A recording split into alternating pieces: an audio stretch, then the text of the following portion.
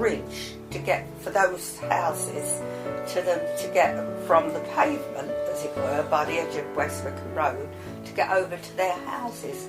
But no, I can't remember how deep it was. We're talking about the river on West Wycombe Road, dear. Was it deep? Yes, it was. Yes. It was quite deep, was it? Because it's culverted, of course. It is now, yeah. Now. So anyway, you want to know about the Octagon. Well, of course, whatever was there, because it was a sea of mud for about 2 years, and they put a lot of temporary buildings up. They knocked down the originals, then put temporary ones for us to shop in. There was a cholera epidemic, wasn't there? That they decided they got to do something about it, about the water supply. And I think that's when at least they started thinking about taking down the houses. Probably took 20, 30 years to get them done. Practically opposite the Hallucin place, there was a chapel, and then there was a stream, and there was a row of houses behind the stream, and a row of houses back across those, and a row of houses going up like that. It was all a mass of little houses.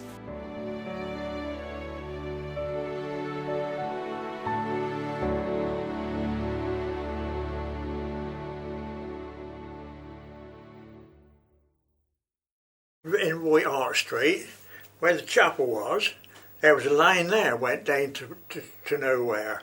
And there were some old derelict houses in there because there was a fellow who used to sell papers on Frogmore. He used to doss in one of them on bells of straw or something in there. Yeah, he used to stand there and sell papers on Frogmore. But with the horse trot, he had his pitch there, didn't he? Most of the girls that left school when I did went in a factory at Vines, it was called, and they used to sew fill cushions with, you know, all that foamy stuff.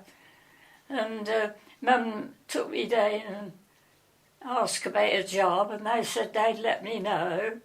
And the man that worked there come along and said, Margie can start work on Monday. Mum said, well, we've just got her a job with Mrs. Robertson, the school teacher.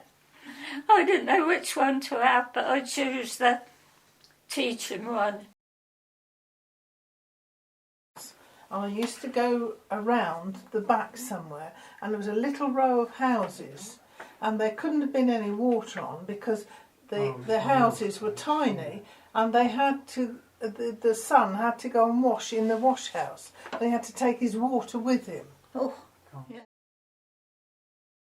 They demolished everything. Was that Bowdry? That's all we knew. All I ever knew. There was a little fella down there. If he saw the police and he'd had a few beers, the police had got to run. He'd come down through there one day and he smashed every window he could put his fist through, all the way down through Newlands. Little Irish feller. He put his fist through every window that he could find. One of the nicest chaps ate until he had a few drinks. And then he went to run if he see you. Especially a policeman in uniform. Wycombe's lost its heart. Yeah, that's right. Yeah. It's not a furniture town there. You've got 3 or 4 big firms left, and that's it. I mean, every decent firm went, didn't they? I mean, you've got Goms, Parker Knowles, And you had the paper industry. and Broom and Waves, where they employed thousands of people. I mean, Ken went to Broom and Waves at 14. My son went there 43 at 16. years I mean, he he did worked there. 30 years in rooms and then got made But I mean, we had everything. We had nice little dress shops. Yeah, we had Every every balloons. food shop you could think of, didn't we? We had all sorts of food shops. The lot. We had a co-op in the high street, like a departmental store, as well as a co-op in Paul's Road Food. Murray's was a very nice shop. Murray's, we had Murray's, Kilroy's, King's. And I know I used to sleep in this room right opposite where this little alley went down. And there was a pipe up outside the electric light works. It must have been steam coming out of it.